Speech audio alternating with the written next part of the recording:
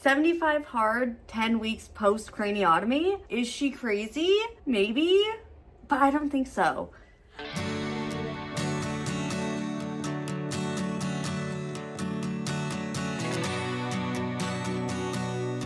Get comfortable.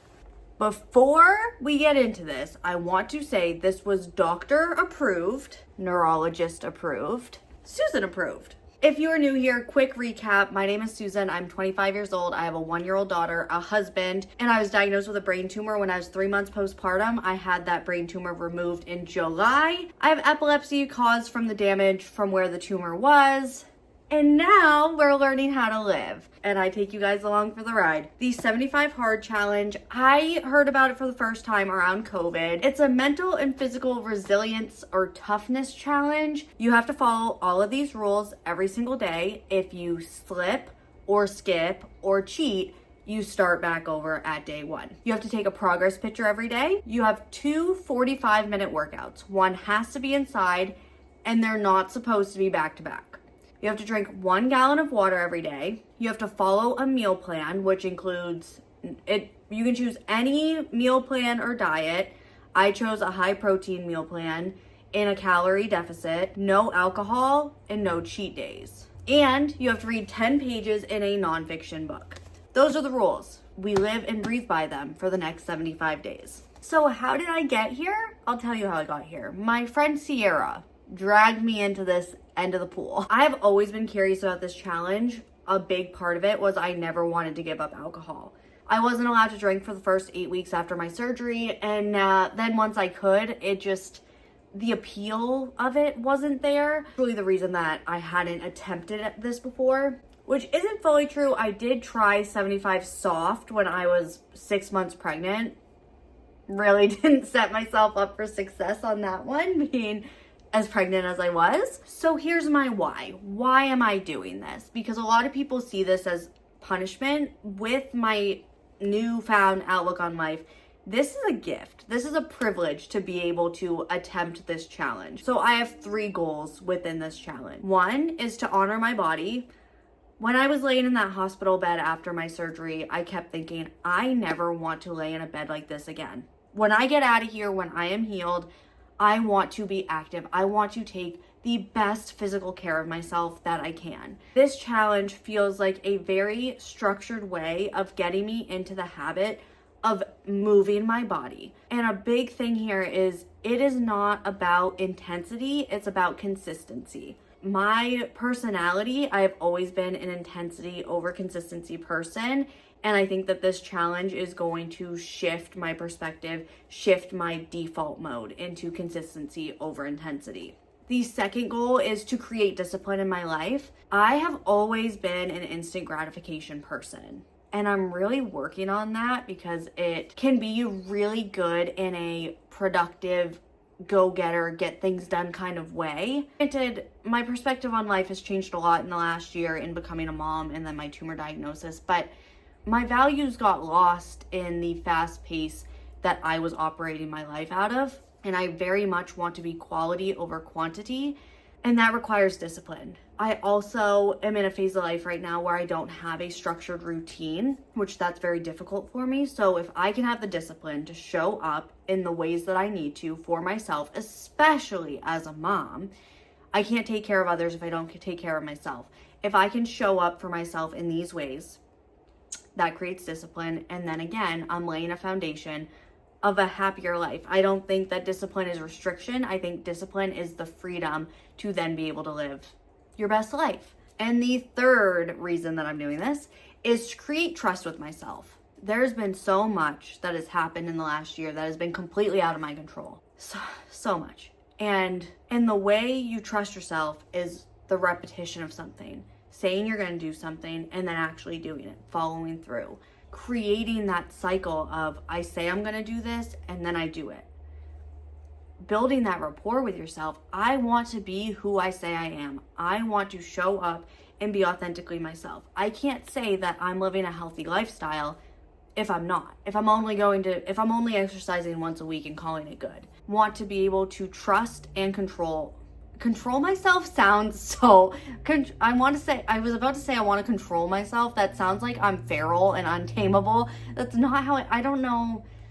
I can't quite get the sentiment of this out without sounding funny, but I want to trust that my actions are aligned with the life I want. I can control that.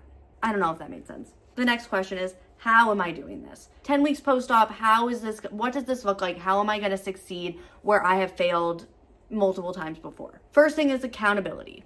I am doing this with a friend, my friend who actually dragged me into this. She didn't force me to do it, but she intrigued me. And then when she offered to do it, I was like, I'm tagging along. Whether you like it or not, I'm doing this with you. Having someone who is also doing it with you, that accountability, it feels inviting, not daunting. It's like, she's doing it, I'm doing it, we're doing this together. We're gonna stick it out together. I also have my sticky note wall right in the center of my home. I walk by it in order to do anything. I do not want to take those sticky notes off the wall until they are all crossed off and I accomplished it. A reminder to my family, like, mom is doing this, mom or wife, Susan is doing this. She's gonna do it. I don't want to be unsuccessful with this.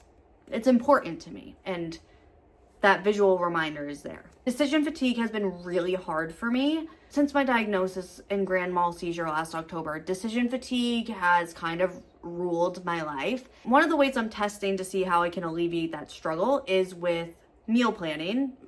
This specifically, I have a targeted goal, which makes it a lot easier, honestly. I use ChatGPT.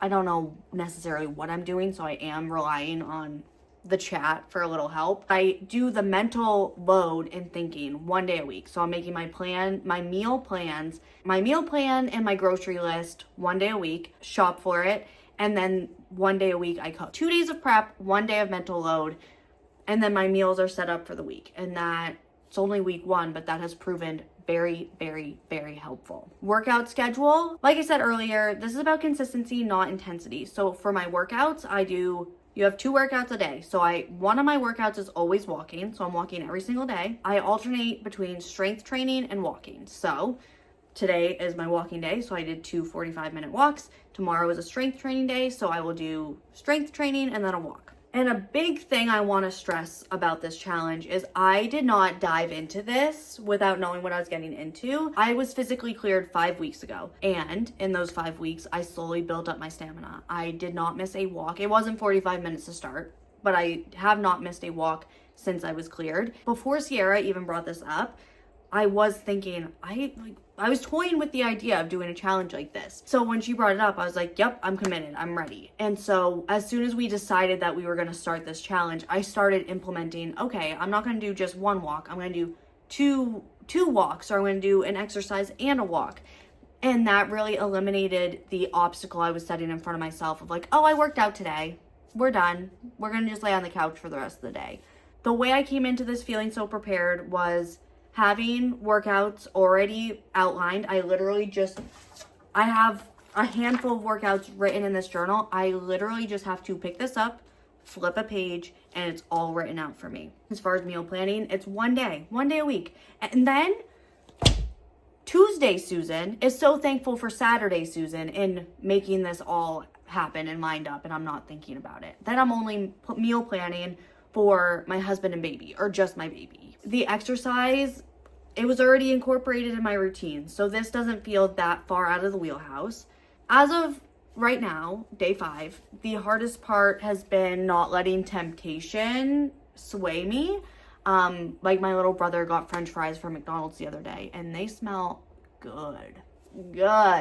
I'm more committed to my goal than I am the short-term satisfaction of a McDonald's fry. It's week 1. There's no doubt in my mind that I get to week 2, week 3, week 6, and I'm ready to quit. And I'm like, this isn't worth it. I have no doubt that those moments are going to come up, and that's where the grit comes in. I'm excited and grateful to be able to participate in this and to give it a go. And if I fail, I'll take you guys along with me. If I succeed, you guys will be here along with me. Please like and subscribe, and please drop your favorite nonfiction self-improvement book in the comments. I'm starting with Atomic Habits, but we're going to be cruising through books here at 10 pages a day. All right, guys, I will see you in the next video.